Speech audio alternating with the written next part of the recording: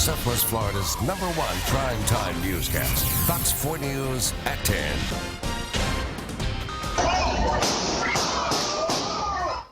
Screams of terror filling downtown Fort Myers as shots ring out in a crowd of more than 20,000 people. The gunman still on the loose. This man, 20-year-old Tyrell Taylor, died. 5 others wounded in the shooting that happened late last night in the middle of the charity event ZombiCon. Fort in your Corner has been on scene for nearly 24 hours now. We have a team of reporters working to bring you the very latest information. We've been talking to victims, event organizers, and pushing law enforcement for answers. We begin tonight with Stephanie Tinoco, who is live downtown with more on the investigation and what witnesses are saying about this terrifying crime. Stephanie. Katie, as you can see behind me, it's a pretty quiet night here in downtown Fort Myers. Now, last night, that was not quite the case. When we got here last night, we saw that FMPD had blocked off this area, people running in disbelief of what they witnessed with their own eyes. It's about 4 or 5 shots at the same time. They go pa pa pa pa pa pa. Multiple gunshots leaving one dead. And the guy followed right there. They're right there in front of me. I mean, right here, and the body's right there. 5 others shot. We started running because we saw a horde of people running, and we heard 2 really loud bangs. And 4 injured.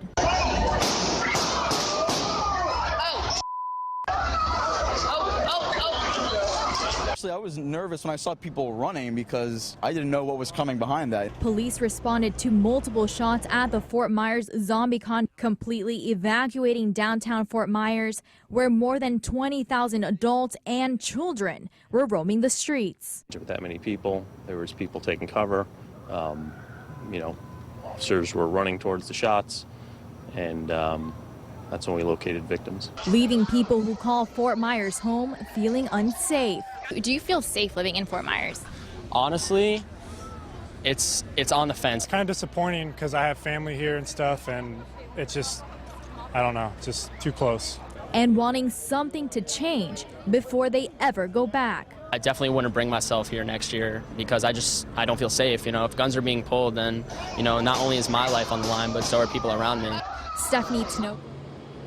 Now, if you have any information, whether that be videos, pictures, or any tips, please call Crime Stoppers. The number is 1-800-780-TIPS. Now, I also spent the day today speaking to local business owners on this street, and coming up at 10:30, I'll show you what they think could be a good proposal to keep the city safe.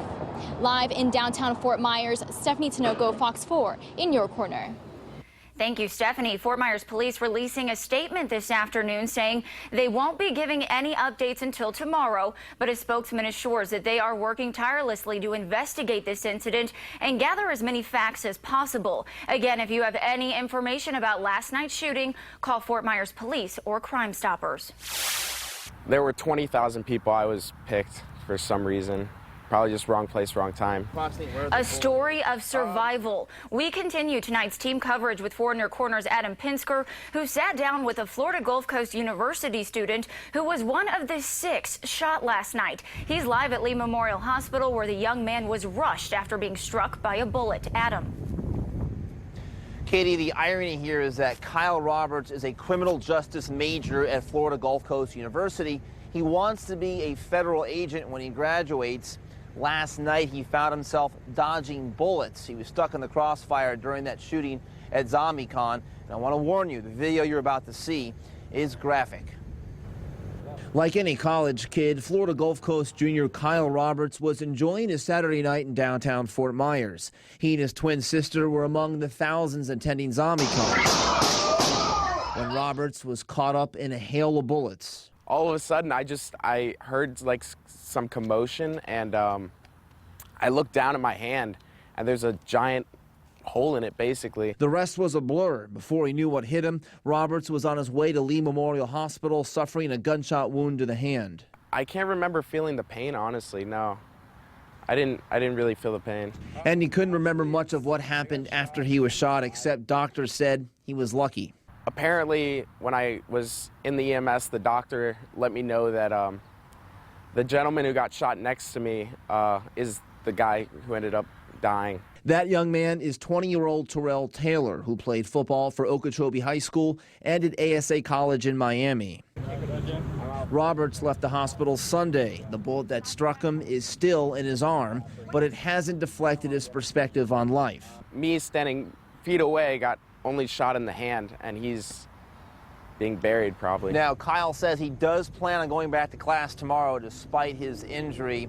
As for Terrell Taylor, who we told you about in the piece, he, of course, passed away last night in this shooting. I reached out to his college coach down in Miami, have yet to hear back from him. In the meantime, there is another victim from last night's shooting we learned about. His name is David Perez, and according to his GoFundMe page, he was shot 10 times. That GoFundMe account so far has raised almost $1,700, and if you want to help out, we've got a link to it up on our website. It is fox4now.com. Of course, stay tuned to the latest on this investigation as we get some more details. We're live at Lee Memorial Hospital. Adam Pinsker, Fox 4, in your corner. We don't need that here. We just don't need that. After last night's deadly shooting, many are wondering if this could be the end of ZombiCon. Some Southwest Florida residents saying this violence is a sign the event needs to go. 4 in Your Corner's Tara Molina is taking concerns to those in charge of the event. She joins us live downtown with details. Tara. Katie, I am standing in the heart of downtown Fort Myers, where families eat, people work, and last night thousands of people attended a charity event when shots rang out, killing one man and injuring others. What does this senseless tragedy mean for the future of ZombiCon? I'm asking. Gunshots. Screams. Crowds of people running for their lives. These cell phone videos paint the picture of absolute horror at Fort Myers ZombiCon, where one man, Tyrell Taylor, was killed, 5 others injured. The shooter still on the run. We have no idea what he looks like. Now, 1 day later, These streets look the way they would any given Sunday, but the people walking them don't feel the same. some of them questioning whether ZombiCon should continue. I'm not sure that we should continue a festival of that kind in this area. We don't need that here. We just don't need that. Others say what happened is tragic. It's really bad. But doesn't mean the city should stop hosting the event. It is an isolated event, so I don't see why the event shouldn't have a reason to continue. Where do you draw the line, you know, to stop? Did you stop everything? I took their concerns to the people in charge. Anjali Chin telling me they're devastated. We are completely heartbroken and devastated over it. She says safety is everything. Safety of our event goers is tantamount. It's the #1 priority we have. But last night wasn't safe. So what happens now? Do you think that something like this is going to stop people from coming to ZombiCon? I mean, is this event going to go on? She said yes. Being together as a community, we can help stop this. It's not going to stop us from continuing to bring art and music into our community. Again, those hosting ZombiCon hope to continue the 9-year tradition and increase safety measures. Now, city leaders didn't respond to my request for a comment on this, but Mayor Henderson did release this statement saying, in part, "On behalf of myself and the council, I want to express profound sadness and condolences to the family of Mr. Taylor. We pray for all involved in this senseless act of violence. I want to reaffirm our commitment to rein in these criminals and assure all citizens of law enforcement's relentless pursuit of the perpetrators. With the aid of alert citizens and cameras, we remain confident in capturing and bringing to justice those who have attacked our citizens." Now, I will continue to press city leaders for answers, and you can continue to stick with Fox 4. We will bring you the very latest. Again, the suspect in this shooting is still at large tonight. We're live in downtown Fort Myers. Tara Molina, Fox 4, in your corner.